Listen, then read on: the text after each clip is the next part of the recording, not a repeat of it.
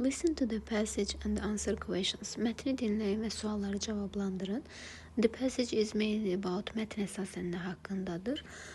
Mətnimiz ilk dəfə yaranan, yəni velosipedlərdən danışır ki, bu da erkən 1800-cü illərin əvvəllərində baş vermişdi və Şotlandiyada yaranmışdı.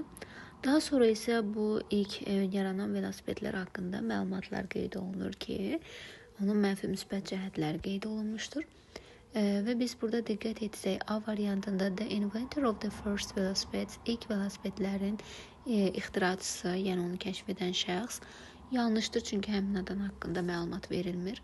L velocipedes, yəni ilk olan velosipedlər, bizim düzgün cavabımız B variantıdır, çünki mətn ümumiyyətlə ilk velosipedlərdən, onların nədən ibarət olması, mənfi müsbət cəhətləri və s. haqqında məlumat verilir.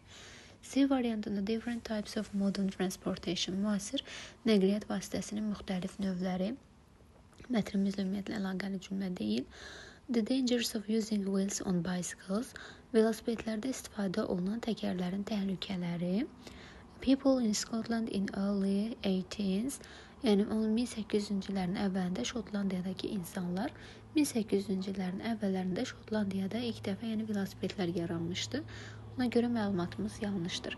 Mətnin adına uyğun olaraq biz B variantını doğru götürmüş oluruq.